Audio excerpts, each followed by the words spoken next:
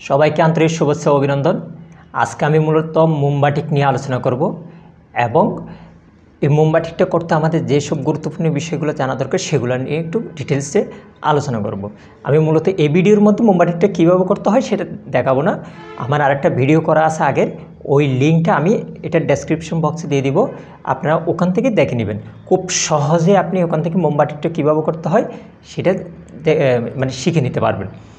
যদি সমস্যা থাকে তাহলে তো আমরা আছি, আমাদের পেজ লিঙ্ক দেওয়া থাকবে, আপনার ফেসবুক লিঙ্কও দিয়ে দেওয়ার জন্য চেষ্টা করব। যে কোনো জায়গার মধ্যে আপনারা যোগাযোগ করবেন, আমরা সমাধান দেওয়ার চেষ্টা করব। এখন বলতে পারেন আজকের ভিডিওটা কী জন্য? ওই ভিডিওটার মধ্যে কিছু ইনফরমেশন গ্যাপ রয়ে গেছে, সেগুলো দেওয়ার জন্য আমি মূলত আজকে চলে আসলাম।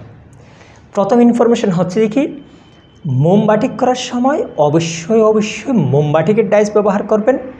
ওই যে উল্টাপাল্টা ভিডিও দেখে ব্লকের ডাইস ব্যবহার করার চেষ্টা করবেন না।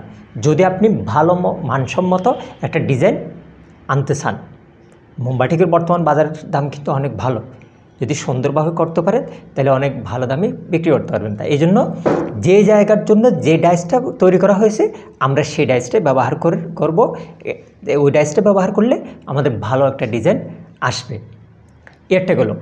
আরেকটা জিনিস হচ্ছে কি, আমরা অনেক সময় কী করতে পারি, ডাইস ব্যবহার না করে নিজে একটা ড্রয়িং করে সেটার মধ্যে আমরা মোমটা পলিশ করে দিতে পারি। কী দিয়ে? ব্রাশ দিয়ে পলিশ করে দিতে পারি। তাহলে সেক্ষেত্রে কোন ধরনের ব্রাশটা আমরা ব্যবহার করব এটা একটু জেনে নিই। এটা হচ্ছে কি, যেমন আমার এই ব্রাশটা, এটা হচ্ছে কি, এই যে এগুলো হচ্ছে কিন্তু আপনার প্লাস্টিকের, এই ধরনের ব্রাশগুলো ওখানে ব্যবহার করা যাবে না, এগুলো সাথে সাথে আপনার নষ্ট হয়ে যাবে। তাহলে আমরা কী নিব, এই যে এই ব্রাশগুলোর মধ্যে এই যে এগুলা কিছু দেখবেন যে কিছু ব্রাশ পাবেন আপনি, এই যে আপনার নারকেলের ছোবড়া দিয়ে করা, যেগুলো আপনি হার্ডওয়্যারের দোকানে গেলে পাবেন, ওগুলো দিয়ে আমরা মোমটা পলিশ করব। হ্যাঁ, এটা গেল। তাহলে আরেকটা জিনিস হচ্ছে যে কি, আমরা কোন কাপড়ের মধ্যে মোমবাটিকটা করব। তাহলে কটন কাপড়ের মধ্যে সবসময় মোমবাটিকটা করব এবং পপলিন কাপড় যাতে হয়। তাহলে কোনগুলোতে করব না, সেটা হচ্ছে কি আপনার সিল্ক, শিফন, জর্জেট, এই জাতীয় কাপড়গুলোর মধ্যে কোনো প্রকার মোমবাটিক করার চেষ্টা করে কাপড়টা কী করবেন না, নষ্ট করবেন না। একটা গেল।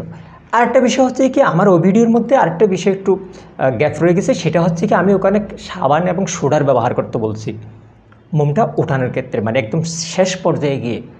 কিন্তু সাবানটা কেন ব্যবহার করতে হবে বা সোডাটা কেন ব্যবহার করতেছি ওই জিনিসটা বলি না, এটাও বলে দিচ্ছি। সোডার ব্যবহারটা হচ্ছে, আমি যখন এক কাপড়ের মধ্যে মোমের ব্যবহার করছি, তাহলে কাপড়ের মধ্যে একটা তৈলাক্ত ভাব চলে আসে। ওই তৈলাক্ত ভাবটা যাতে সুন্দরভাবে ভালোভাবে চলে যায় সেটার জন্য কিন্তু আমরা কি করতেছি, সোডার ব্যবহার করতেছি। সোডার ব্যবহার কীভাবে কী করতেছি সেটা কিন্তু আমার ওই ভিডিওটা দেখলে আপনারা ক্লিয়ার হয়ে যাবেন। হ্যাঁ, তাহলে আবার বলছি কি সাবান ব্যবহার করতে। সাবান কতটুকু ব্যবহার করবেন সেটাও কিন্তু ওটার মধ্যে পেয়ে যাবেন। তাহলে সাবান কেন ব্যবহার করতে বলতেছি, সাবান ব্যবহার করার কারণটা হচ্ছে, আমি যখন মোম দিই এখানে, তাহলে মোমের ব্যবহার করলে কাপড়ের মধ্যে একটা স্মেল চলে আসে যায়, যেটা অনেকে পছন্দ করে না।